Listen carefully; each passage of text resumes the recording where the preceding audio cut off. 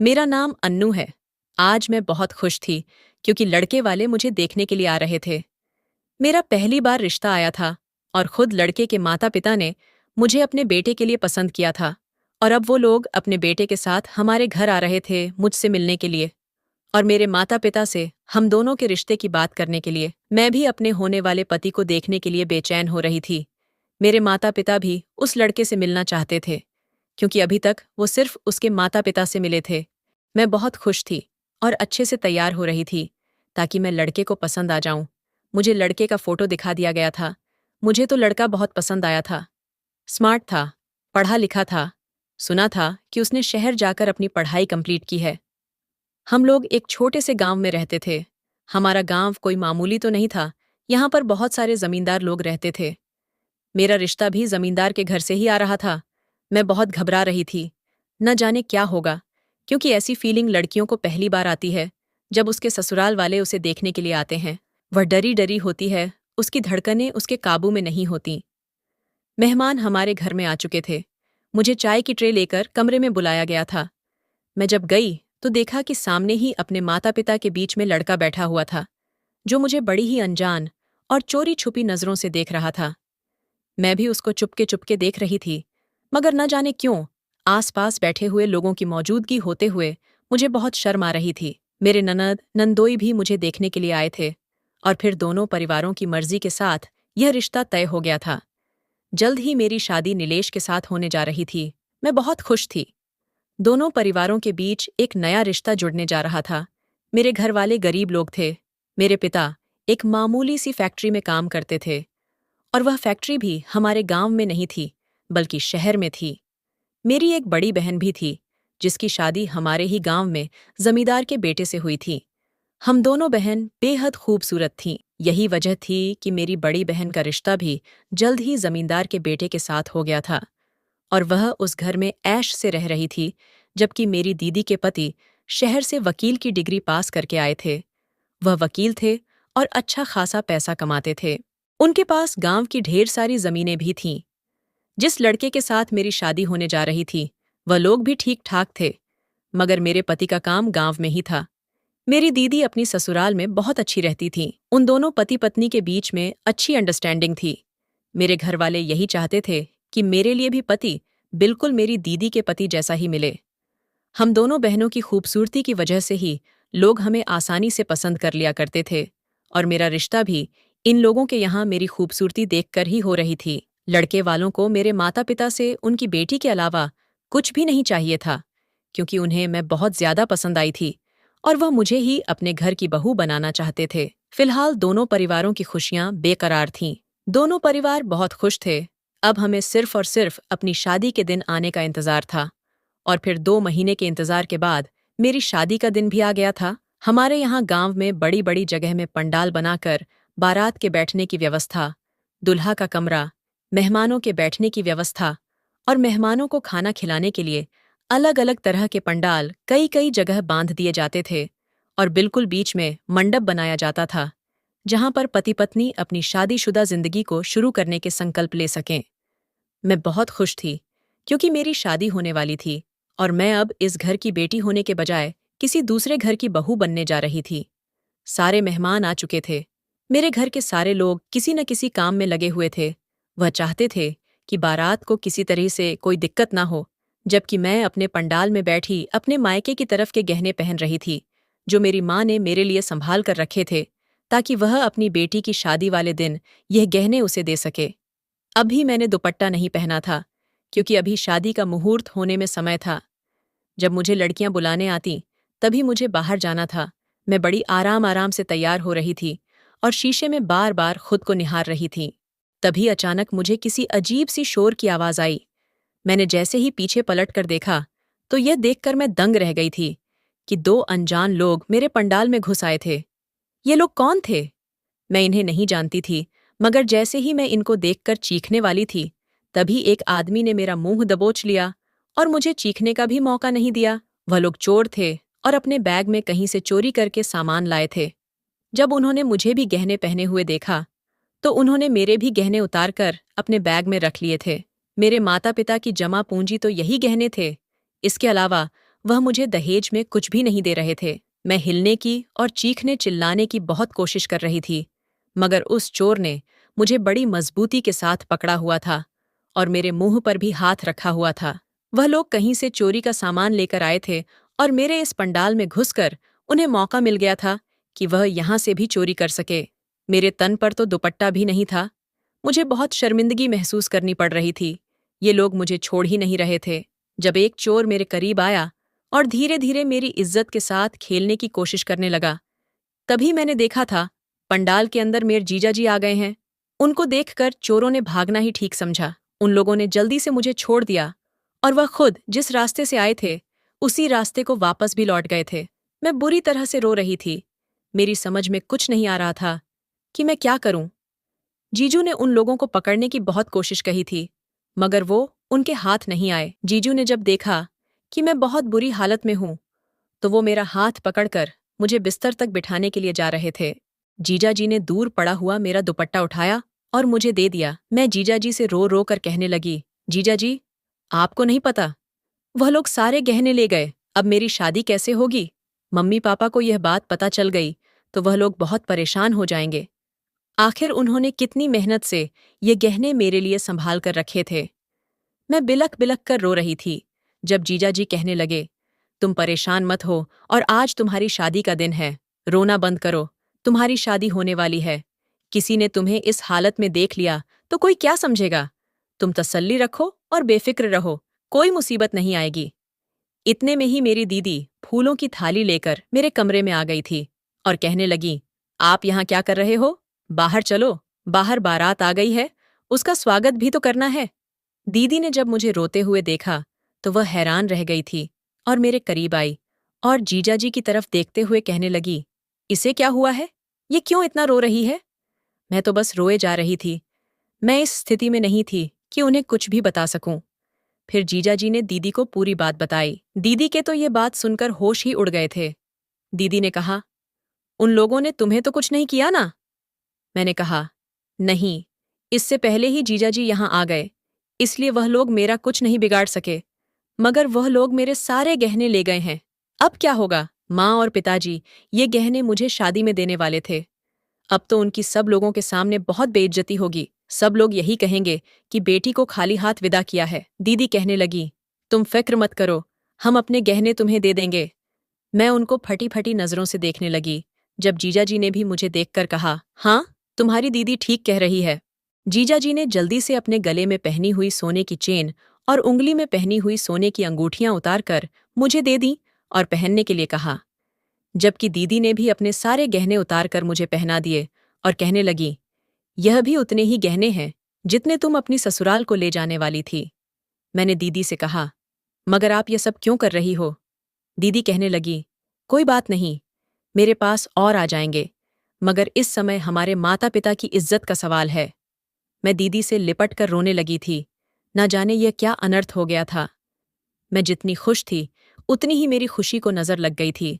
अब मुझे दुल्हन बनकर मंडप में ले जाया गया था, क्योंकि मुहूर्त निकला जा रहा था और फिर सारी रस्में होने के बाद मेरी शादी हो गई थी। इस हादसे से मैं अभी भी डरी हुई थी, इसलिए इस शादी को लेकर मेरी जितनी भी खुशी थी वह सब खत्म हो चुकी थी। मुझे बार बार अपने पेरेंट्स को देखकर रोना आ रहा था और मेरा दिमाग यही सोचने पर मजबूर हो रहा था कि दीदी और जीजा जी ने अगर मेरी मदद ना की होती तो आज मेरे माता पिता की भरी महफिल में कितनी बेइज्जती हो रही होती। शादी की सारी रस्में संपन्न हो गई थीं जब मैं दुल्हन बनकर अपने पति के साथ बैठी हुई थी और सब लोग हम दोनों पति पत्नी को आशीर्वाद दे रहे थे। तब मेरी ननद मेरे बराबर में बैठ गई थी और बार बार मेरे गहनों को छू छू कर देख रही थी। हर एक चीज को नजर भर कर देख रही थी और सबका वजन भी नाप रही थी और जेवर की तारीफ कर रही थी। कह रही थी, भाभी, आपके पिता ने तो गरीब मजदूर होते हुए भी आपको काफी गहने दे दिए हैं। मैं तो उनकी किसी बात पर कुछ बोल ही नहीं रही थी। और फिर जल्दी जल्दी सारी रस्में खत्म होने के बाद मुझे मेरे पति के साथ विदा कर दिया गया था। मैं जब विदा होकर अपनी ससुराल आई तो बहुत डरी हुई थी। बार बार मेरे दिमाग में वही बात घूम रही थी। मुझे किसी से बात करना भी अच्छा नहीं लग रहा था। शुक्र तो इस बात का था कि वह लोग मेरी इज्जत भी खराब कर सकते थे। इस बात से मैं मेंटली डिस्टर्ब हो गई थी। मैं अपने कमरे में बैठी हुई अपने पति के आने का इंतजार कर रही थी। जब इसी बात को मैं बड़ी गहराई से सोच रही थी, मेरे पति कमरे के अंदर आ चुके थे और मुझे कुछ पता भी नहीं चला। वह मेरे करीब आकर बैठ गए। जैसे ही उन्होंने मुझे छुआ तो अचानक मैं बहुत घबरा गई थी। मुझे इस तरह घबराते हुए देखकर वह कहने लगे, क्या हुआ है, इतना क्यों घबरा रही हो? मेरे मुंह से तो उनके लिए कोई शब्द ही नहीं निकल रहे थे, क्योंकि अभी तक मुझे वही एहसास हो रहा था जब उन दोनों में से एक ने मुझे मजबूती से पकड़ रखा था और दूसरा वाला धीरे धीरे मेरे करीब आकर मेरी इज्जत खराब करने की कोशिश कर रहा था। न जाने क्यों अपने पति को देखकर मेरी आंखों में आंसू आ गए थे और मैंने रोना शुरू कर दिया था। मेरे पति कहने लगे, क्या हुआ है? वह यह समझ रहे थे कि मुझे अपने घर वालों की याद आ रही है, क्योंकि मैं अपने घर वालों की बहुत लाडली थी। अब इस तरह से अनजान लोगों में आने के बाद मैं घबरा रही हूं। मेरे पति कहने लगे, तुम परेशान नहीं हो, जैसे तुम्हें कंफर्टेबल लगता है। तुम वैसे आराम करो और काफी रात हो चुकी है, तुम सो जाओ। मेरे पति ने मुझे तसल्ली दी। मैं अभी भी अनकंफर्टेबल महसूस कर रही थी, तो उन्होंने कहा, तुम बेड पर आराम से सो जाओ। मैं सोफे पर जाकर सो जाता हूँ। मैंने अपने पति को कोई जवाब नहीं दिया और वह खामोशी से सोफे पर जाकर लेट गए थे। जबकि मैं बेड पर ही करवट लेकर लेट गई, आंखें बंद की, तो फिर से वही वाला हादसा मेरी आंखों में घूम रहा था। लेकिन मैंने उसे अपने दिमाग से निकालने की कोशिश की और फिर उसके बाद मैं गहरी नींद में सो गई थी। सुबह जब मेरी आंख खुली तो देखा कि मेरी ननद कमरे में मौजूद है और बड़ी हैरानी जता रही है। मैंने कहा, दीदी क्या हुआ है? तो वह कहने लगी, आप बेड पर और भैया सोफे पर क्या कर रहे हैं? मैंने देखा कि मेरे पति सोफे पर लेटे हुए थे और अपनी बहन की आवाज पर वह जाग गए। उसने अपने भाई से भी वही सवाल किया था। मेरे पति ने कहा, कोई बात नहीं, अन्नू को अनकंफर्टेबल महसूस हो रहा था, इसीलिए मैं सोफे पर सो गया। मेरी ननद इस बात पर बड़ी हैरान हुई थी और वह कमरे से निकल गई। उसने मुझे तैयार होने के लिए कहा था। मैं तैयार होकर अपने सास ससुर का आशीर्वाद लेने के लिए चली गई थी और उसके बाद हम सब लोगों ने मिलकर नाश्ता किया था। मेरे सास ससुर मेरी बहुत तारीफ कर रहे थे, जबकि मैंने नोटिस किया था कि मेरी ननद बार बार मेरे गहनों की तारीफ कर रही थी। न जाने उसे मेरे जेवर से क्या मतलब था। शादी वाले दिन से ही उसकी नज़र मेरे गहनों पर थी। नाश्ता करने के बाद मेरे नंदोई ने नीलेश से कहा, आओ साले साहब, मुझे आपसे कुछ इम्पॉर्टेंट बात करनी है। वह मेरे पति को अपने साथ ले गए थे, जबकि मुझे मेरी ननद कमरे में लेकर आ गई थी और बार बार मुझसे यही पूछ रही थी कि क्या रात तुम दोनों पति पत्नी के बीच कुछ नहीं हुआ है? मैंने उसे कहा, नहीं, ऐसी कोई बात नहीं है। तो वह कहने लगी, मुझे तो कुछ गड़बड़ ही लगती है। आखिर भैया के सोफे पर सोने का क्या मतलब बनता है? मैं उसकी इस बात पर खामोश रही थी। उसे मैंने कोई जवाब नहीं दिया था। तभी मेरे पति गुस्से से आग बबूला होते हुए कमरे के अंदर आए। उनके साथ मेरे नंदोई भी थे। नीलेश कहने लगे, अन्नू, क्या जो मैं सुन रहा हूं वह सही है? मैं तो उनकी बात सुनकर घबरा गई और कहने लगी, मैं आपका मतलब नहीं समझी। आपने क्या सुना है? तो उन्होंने कहा कि तुम पवित्र नहीं हो। तुम अपनी पवित्रता शादी से पहले ही खो चुकी हो। ये बात सुनकर तो मेरे पैरों तले से जमीन निकल गई थी। मैंने कहा, ये आप क्या कह रहे हैं? नहीं, ऐसा कुछ भी नहीं है। तभी मेरे नंदोई ने कहा, तो फिर सुबह हमारे साले साहब सोफे पर क्यों सो रहे थे? सारी रात तुमने अपने पति को अपने पास सोने क्यों नहीं दिया? मैंने कहा, ये तो खुद सोफे की तरफ चले। इस बात पर मेरे पति ने कहा, हाँ, तो तुम मुझसे घबरा ही इतना रही थी? भला कोई लड़की शादी की पहली रात इतना भी घबराती है? तुम्हारी घबराहट देखकर मुझे यही लगा कि तुम अभी डर रही हो। मैंने सोचा कि मुझे तुम्हें अभी थोड़ा वक्त देना चाहिए, मगर जो मुझे मेरे जीजा जी ने बताया है, यह सब सुनकर तो मुझे पक्का यकीन हो गया है कि तुम्हारा तुम्हारे जीजा के साथ शादी से पहले अफेयर था। और कल रात भी जीजा जी ने खुद अपनी आंखों से तुम्हारे जीजा को और तुम्हें एक साथ एक दूसरे के हाथों में हाथ डाले हुए देखा था, यहाँ तक कि वह तुम्हें अपने हाथ से तुम्हारा दुपट्टा भी पहना रहे थे। मैं इस बात का क्या मतलब समझूं? तुम्हारी अपवित्रता खुलकर मेरे सामने ना आ जाए, इसलिए तुमने रात को मेरे सामने रोने का नाटक किया, ताकि मैं डर जाऊं और सारी रात तुम्हें कुछ न कर सकूं। यह तो अच्छा हुआ कि जीजा जी ने मुझे वक्त पर ही सब कुछ बता दिया है। मैंने अपने पति से कहा, ऐसा कुछ भी नहीं है। आपके जीजा जी ने जो देखा है वह सब गलत है। मेरे पति मेरे करीब आए। उन्होंने मेरा बाजू जोर से दबोच लिया और कहने लगे, तो फिर रात जो तुम नौटंकी कर रही थी वो क्या थी? अब मैं अपने पति को क्या बताती कि मैं किस वजह से परेशान थी। मेरी ननद भी इस बात को लगातार बढ़ावा दे रही थी। अपने भाई से कह रही थी, भैया, तुम इसके साथ बिल्कुल ठीक कर रहे हो। जैसा इसने कल रात आपके साथ किया है, ऐसा तो हमारे खानदान में दूर दूर तक भी किसी ने नहीं किया है। इसका मतलब यही बनता है कि यह पवित्र नहीं है। और यही बात छुपाने के लिए कि इसका शादी से पहले इसके जीजा से अफेयर रहा है, इसलिए ये सारे नाटक कर रही है। मैंने कहा, आप लोग मुझ पर गलत इल्जाम लगा रहे हो। इतनी ही देर में शोर की आवाज सुनकर मेरे सास ससुर भी कमरे में आ गए थे और वह पूछने लगे, आखिर हुआ क्या है। मैं जल्दी से अपनी सास को जाकर लिपट गई और उनसे रोते हुए कहने लगी, देखिए ना मम्मी जी, ये लोग मुझ पर गलत इल्जाम लगा रहे हैं। तभी मेरे नंदोई कहने लगे, भाभी, हम आप पर गलत इल्जाम नहीं लगा रहे। ये बात अभी साबित हो जाएगी कि आप पवित्र हो या अपवित्र। मैं एक बाबा जी को जानता हूँ, वह यहाँ आकर सब कुछ पता लगा लेंगे। मेरे ससुर कहने लगे, अरे तुम लोग पागल हो गए हो क्या। अभी इस बेचारी को हमारे घर में आए हुए एक दिन भी नहीं हुआ है और तुम लोगों इसके पीछे पड़ गए। मेरे नंदोई ने मेरे ससुर से कहा, अरे ससुर जी, आपको नहीं पता कि आप जिसको बेचारी कह रहे हो वह बेचारी नहीं है। शादी से पहले इसका इसके जीजा के साथ संबंध रहा है। मैंने खुद कल रात इसे शादी के पंडाल में इसके जीजा के साथ देखा था। वह इसके साथ गलत हरकतें कर रहा था, जबकि यही बात छुपाने के लिए इसने अपने पति को भी रात हाथ नहीं लगाने दिया, यहाँ तक कि आपके बेटे को सोफे पर सुलाया है। ये बात सुनते ही मेरे सास ससुर ने अपने कानों को हाथ लगा लिए और कहने लगे, हे भगवान, हम कैसी लड़की को अपने घर की बहू बनाकर ले आए हैं। मैं उन लोगों से भी यही कह रही थी कि आप लोग मेरी बात को समझ नहीं रहे हैं, मगर कोई भी मेरी बात को सुनने के लिए तैयार नहीं था। मेरी ननद थी कि बार बार सबके बीच में बोलकर यही कह रही थी कि यह लड़की ही गलत है। अपनी गलती छुपाने के लिए इंसान यही कहता है कि मैंने कुछ नहीं किया। मेरे पति ने अपने जीजा से कहा, तो फिर जीजा जी, यह बात साबित करनी ही होगी कि यह पवित्र है या अपवित्र। उसके लिए आप बाबा जी को यहाँ बुला ही लो, क्योंकि अगर यह अपवित्र निकली तो मैं इसे धक्के मारकर घर से निकाल दूंगा। भला मैं ऐसी लड़की के साथ सारी जिंदगी नहीं गुजार सकता।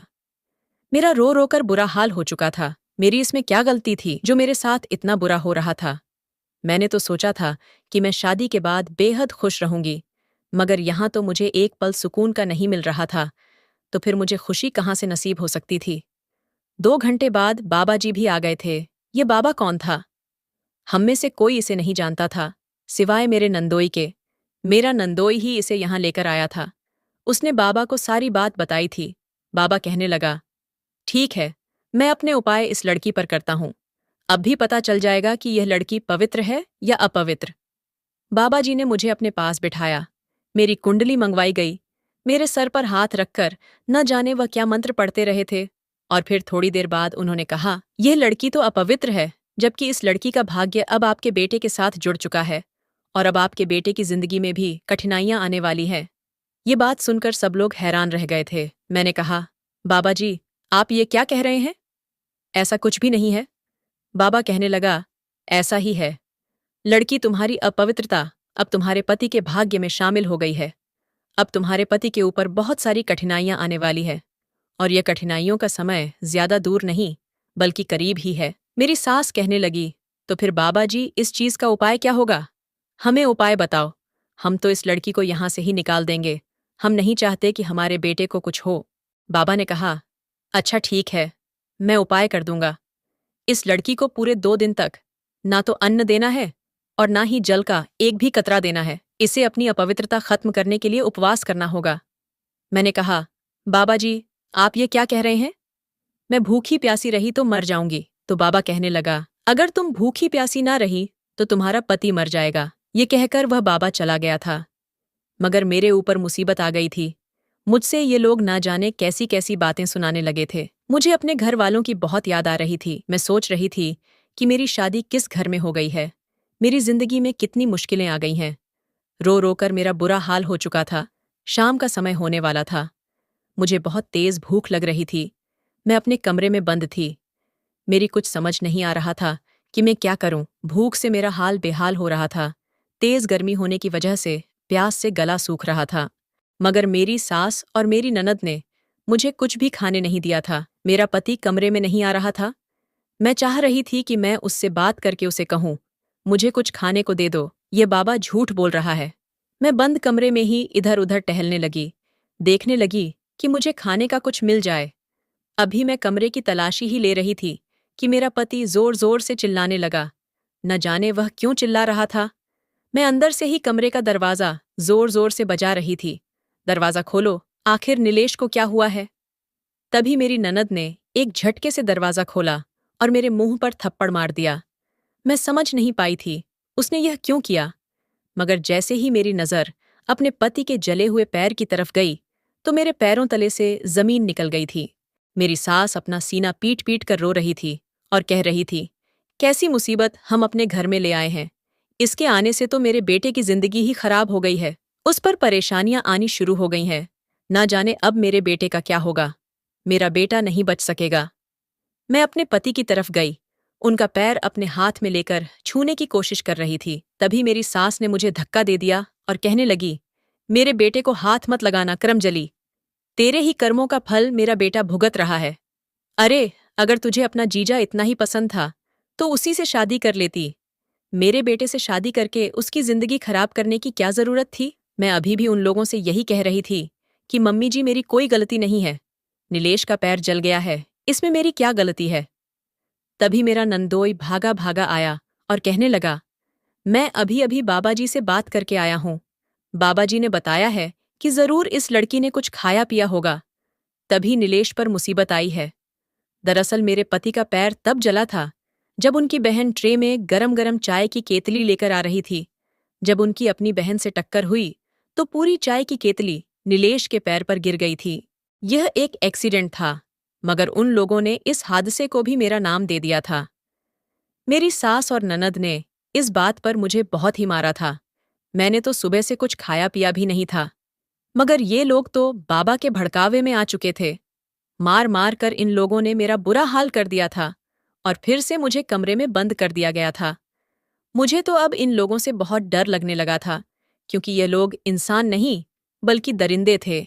मेरे पति का पैर कुछ ठीक हुआ तो वह मेरे कमरे में मुझसे मिलने के लिए आया था और बार बार यही कह रहा था कि ना जाने कौन सी घड़ी थी जो मेरी शादी तुम्हारे साथ हो गई। मैं अपने पति के पैरों में गिर गई और उनसे कहने लगी, नीलेश, मैंने कुछ नहीं किया है। मैं पवित्र हूं और मैं इस बात की सच्चाई चीख चीख कर दे सकती हूं। तुम लोग मेरी बात सुनने को तैयार नहीं हो। जीजा जी से मेरा कोई अफेयर नहीं था। प्लीज मेरी बात का यकीन करो, वह बाबा झूठ बोल रहा है। मगर नीलेश ने मेरी एक न सुनी। अगले दिन फिर से बाबा वहां आ गया था। मुझे इस बाबा पर बहुत गुस्सा आया।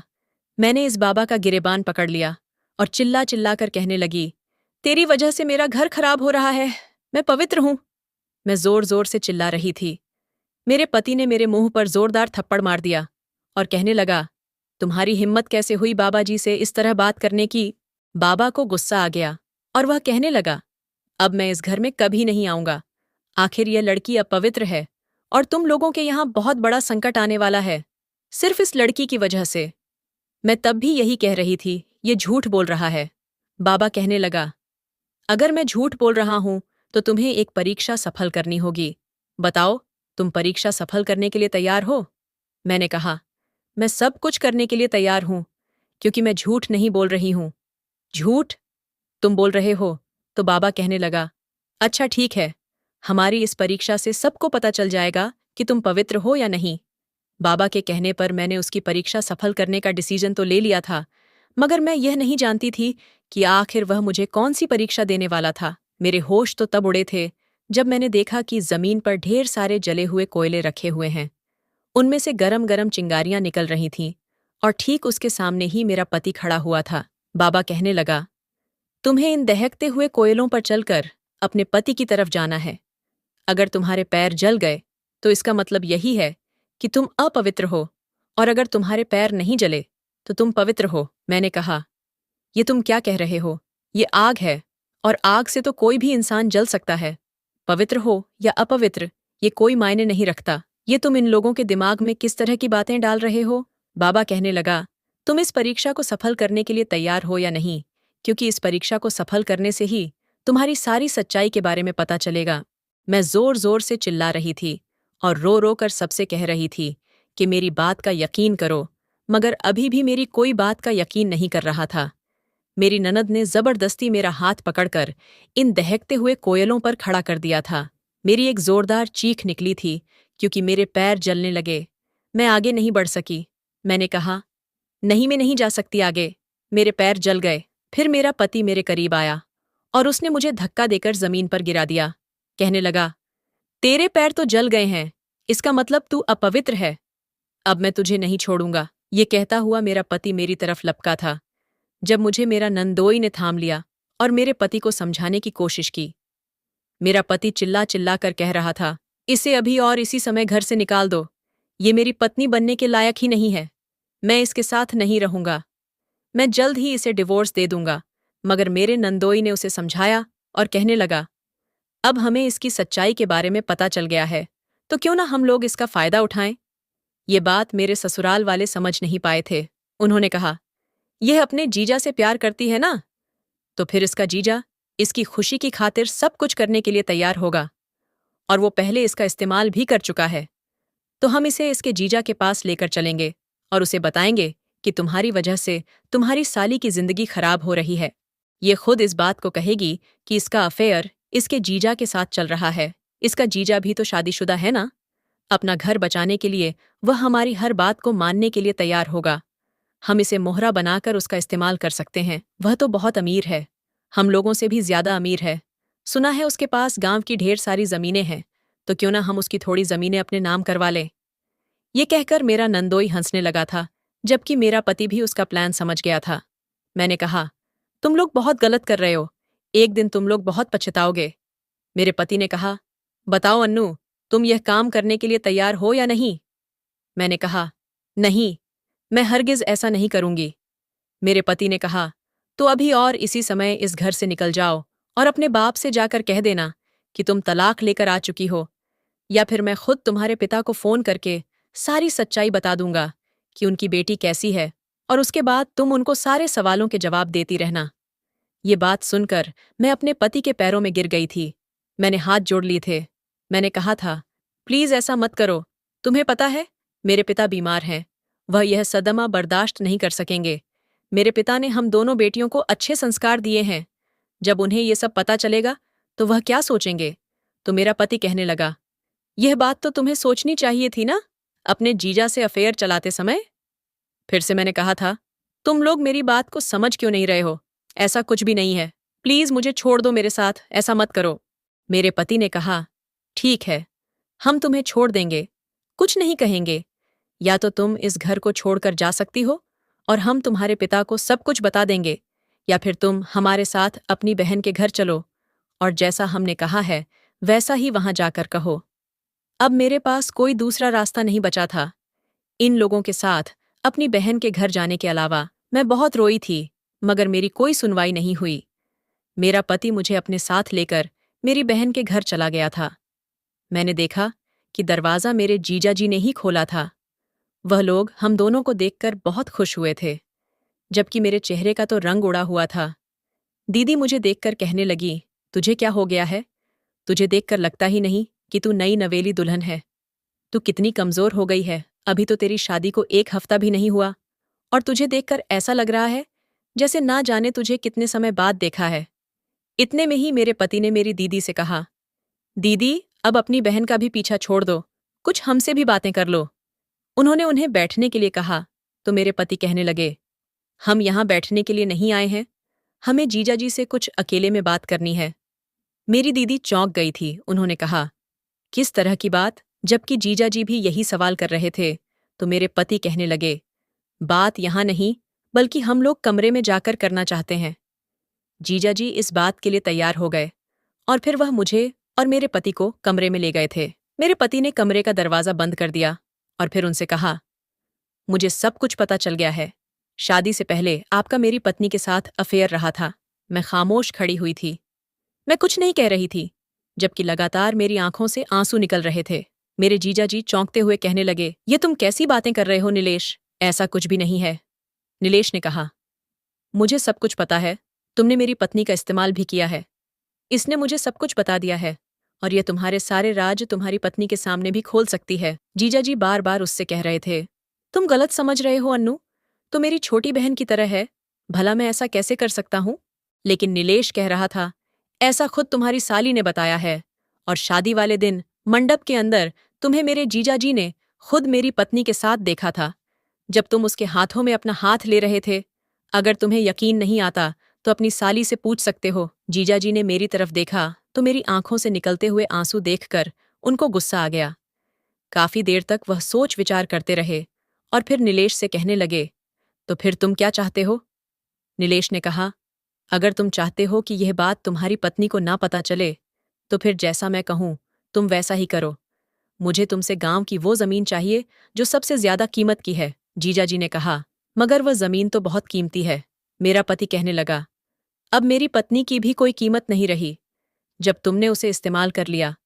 मगर फिर भी मैं तुम्हारी साली को अपने घर में जगह देने के लिए तैयार हूं, लेकिन उसके लिए तुम्हें मेरी शर्त पूरी करनी होगी, वरना मैं पूरे गांव को चिल्ला चिल्ला कर यह बात बता दूंगा कि शादी से पहले तुम मेरी पत्नी को अपवित्र कर चुके हो।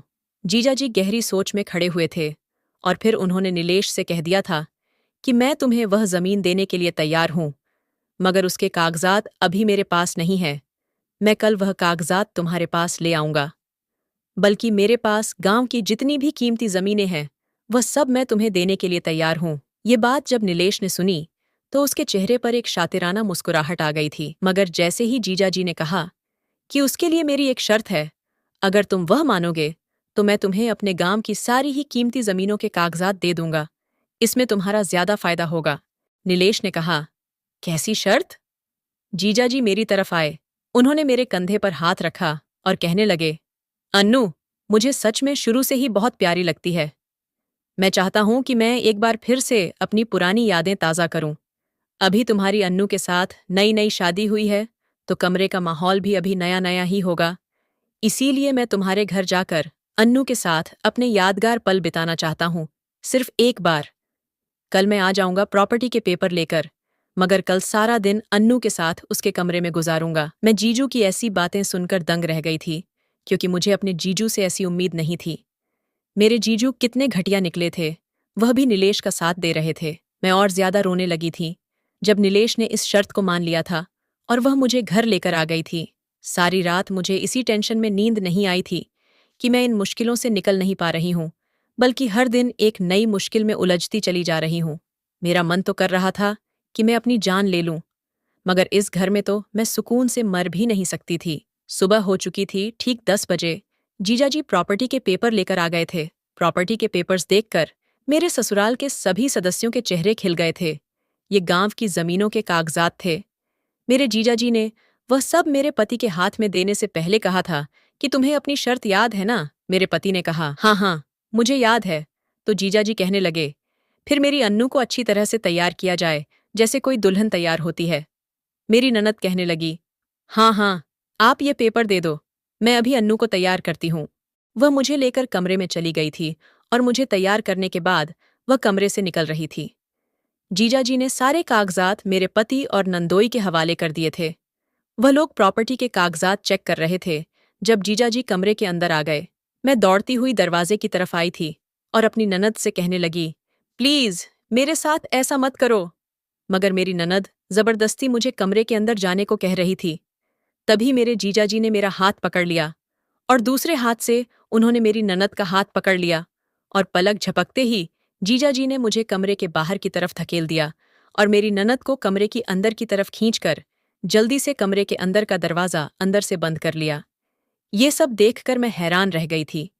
मेरी ननद जब कमरे के अंदर गई तो वह जोर जोर से चिल्ला रही थी। इसका मतलब यह था कि मेरे जीजाजी मेरी ननद के साथ। मैं धीरे धीरे चलती हुई घर के बाकी सदस्यों के पास गई। जब उन लोगों ने मुझे देखा तो कहने लगे, तू यहाँ है तो फिर कमरे में कौन गया है? मैंने कहा, कमरे में दीदी गई है। वह लोग घबरा गए। उनके पैरों तले से जमीन निकल गई, क्योंकि मेरी ननद जोर जोर से चिल्ला रही थी। मेरा नंदोई भागता हुआ कमरे की तरफ गया और जोर जोर से दरवाजा बजाने लगा। कहने लगा, कमीने दरवाजा खोल, मैं तुझे छोड़ूंगा नहीं, छोड़ मेरी पत्नी को। मगर जीजाजी तो अंदर से दरवाजा खोल ही नहीं रहे थे। लगातार मेरी ननद के चिल्लाने की आवाज आ रही थी और फिर लगभग पूरे 1 घंटे के बाद जीजाजी ने अपने कमरे का दरवाजा खोल दिया था। मेरी ननद रोते हुए भाग कर आई और अपनी माँ के गले लग गई। जीजाजी मेरे नंदोई की तरफ देखकर कहने लगे, लो, तुम्हारी पत्नी भी अपवित्र हो गई है। अब यह भी किसी काम की नहीं रही। मगर मेरी ननद कहने लगी, ये इंसान झूठ बोल रहा है, इसने तो मेरे साथ कुछ भी नहीं किया। मैंने कहा, दीदी, तो फिर आप इतनी जोर जोर से चिल्ला क्यों रही थी? मेरी ननद कहने लगी, अरे मैं तो दरवाजा खुलवाने के लिए चिल्ला रही थी। जीजाजी ने कहा, क्यों झूठ बोल रही हो? पायल बता क्यों नहीं देती कि तुम अपवित्र हो चुकी हो? तुम भी अपनी इज्जत खो चुकी हो। अब इस बात पर मेरे ननदोई को गुस्सा आ गया और वह जीजाजी का गिरेबान पकड़ने के लिए उनकी तरफ गया तो जीजाजी कहने लगे, अरे तुम क्यों गुस्सा हो रहे हो? मैंने तो तुम्हें सारी जमीनों के कागजात दे दिए हैं।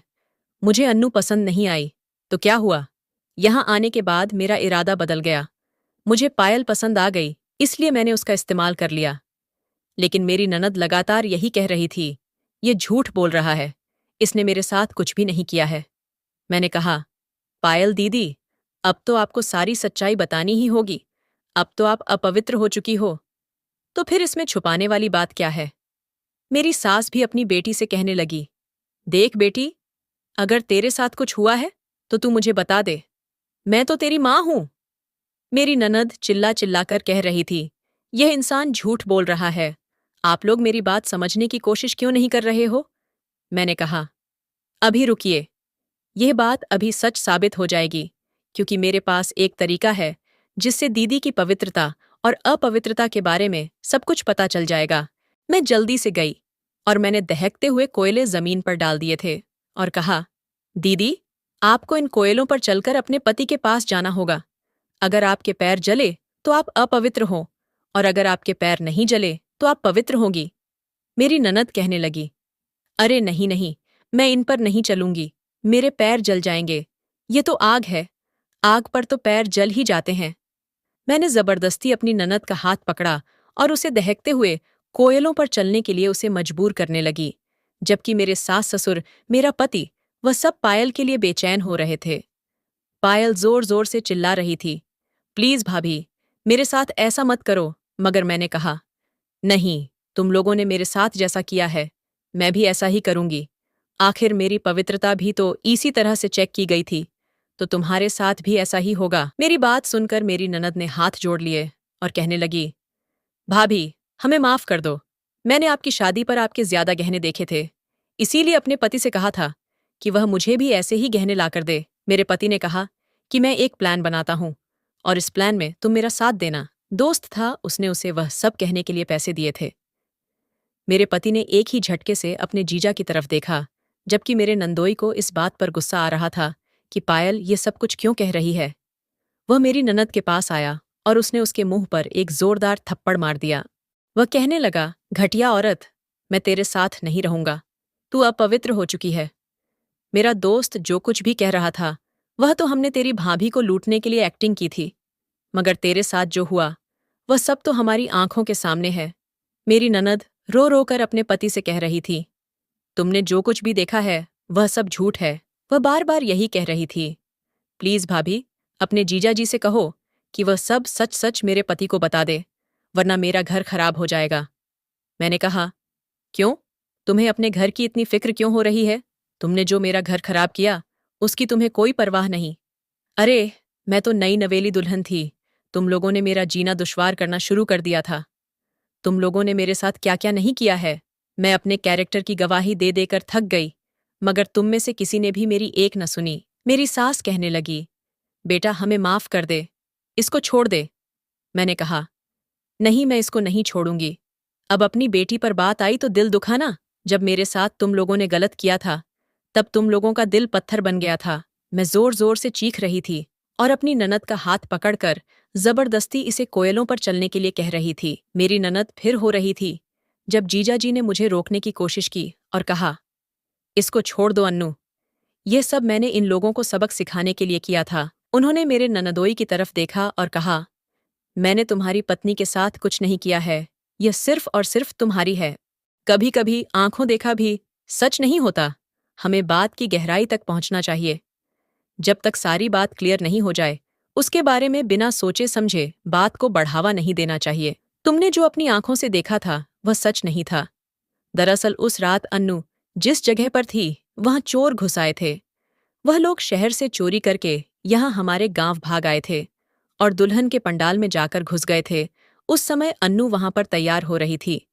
वह लोग वहां अपना हुलिया ठीक करके शादी के समारोह में शामिल होने जा रहे थे। जब उन्होंने अन्नू को देखा कि वह दुल्हन बनी गहने पहनकर खड़ी हुई है, तो उन लोगों ने जबरदस्ती उससे जेवर छीन लिए और वह उसकी इज्जत को खराब करने की कोशिश करने लगे। तभी मैं वहां पर पहुंच गया। मुझे आते हुए देखकर वह दोनों चोर वहां से भाग गए थे, लेकिन जाते जाते वह अन्नू के गहने भी ले गए थे। अन्नू बुरी तरह से रो रही थी। उसकी हालत बहुत खराब थी। मैंने उसकी हालत ठीक की। अन्नू के सारे गहने जा चुके थे। माता पिता की सब लोगों के सामने बेइज्जती न हो, इसलिए मेरी पत्नी और मैंने अपने सारे जेवर अन्नू को दे दिए थे। कल रात जब तुम मेरे घर आए थे और मुझे आकर ब्लैकमेल कर रहे थे, तब मैं सब कुछ समझ गया था। क्योंकि कल जब तुम मेरे घर आए और मुझ पर झूठा इल्जाम लगाया और मैंने भी जब अन्नू की रोती हुई हालत देखी, तो मैं समझ गया था कि तुम लोग जरूर अन्नू को तंग कर रहे हो। इसीलिए मैंने ये सब नाटक किया। और जो प्रॉपर्टी के पेपर्स मैंने तुम लोगों के दिए हैं, वह कोई प्रॉपर्टी के पेपर्स नहीं है, बल्कि वह तो नकली पेपर्स है। मेरे जीजाजी ने मेरे नंदोई की तरफ देखकर कहा, तुमने जिस तरह से अन्नू को बदनाम किया, उसी तरह आज तुम्हारी पत्नी भी हम सबके सामने बदनाम हुई है। तुमने इसे बहुत तंग किया है। मैं चाहता तो आज तुम्हारी पत्नी की इज्जत खराब करके तुमसे अपनी साली का बदला भी ले सकता था, मगर मुझे तुम्हें सबक सिखाना था, ऐसा सबक जिससे तुम लोगों को एक गहरी सीख मिले। फिर वह मेरे पति की तरफ गए और मेरे पति से कहने लगे, नीलेश, मुझे तुमसे ऐसी उम्मीद नहीं थी। तुम तो एक समझदार और पढ़े लिखे लड़के हो। तुमने तो अपनी पत्नी को छुआ तक नहीं है और दूसरों की बातों में आकर तुमने यह बात समझ ली कि तुम्हारी पत्नी का किसी के साथ अफेयर चल रहा है और वह अपवित्र भी है। तुम जैसे इंसान पर मुझे शर्मिंदगी महसूस होती है, जो अपनी पत्नी की इज्जत नहीं करता, बल्कि उसकी इज्जत को और दूसरों के सामने उछाल उछाल कर बताता है। मेरी ननद भी मुझसे माफी मांग रही थी। वह बुरी तरह से रो रही थी, क्योंकि इस हादसे से वह बुरी तरह डर गई थी। सारी सच्चाई सब लोगों के सामने खुलकर आ चुकी थी और फिर थोड़ी ही देर में पुलिस भी आ गई। मेरा पति बहुत शर्मिंदा हो रहा था। मेरा नंदोई ये बात अच्छी तरह से जानता था कि मेरे जीजा जी ने उस समय मुझे तसल्ली दी थी, बल्कि उन्होंने मेरे साथ कुछ गलत नहीं किया था, मगर वह लालच में आकर पैसे वसूलना चाहता था। इसीलिए उसने यह सब कुछ किया था। पुलिस ने मेरे ससुराल वालों को अरेस्ट कर लिया था, क्योंकि मेरी दीदी ही पुलिस को लेकर आई थी। कभी भी हमें आंखों देखी बात पर विश्वास नहीं करना चाहिए। कुछ रिश्ते ऐसे होते हैं जो बहुत कच्ची डोर की तरह होते हैं, थोड़ा सा दबाव पड़ते ही टूट जाते हैं। इसलिए अपने रिश्तों को खुद संभालना सीखिए। अपने रिश्तों पर भरोसा करना सीखिए। बात की गहराई को समझने की कोशिश कीजिए। दूसरों की बातों में आने से पहले अपने बारे में सोचिए, क्योंकि जो इंसान आपको भड़का रहा है, जरूर उसको भी आपसे कोई ना कोई मतलब है। और फिर अपना मतलब निकालने के बाद वह इंसान आपको परेशान भी कर सकता है। और जब उस इंसान का मतलब पूरा जाता है, फिर वह आपसे किनारा करने लगता है, तब आपको एहसास होगा कि आपने अपने सगे रिश्तों पर भरोसा न करके कितनी बड़ी गलती की है।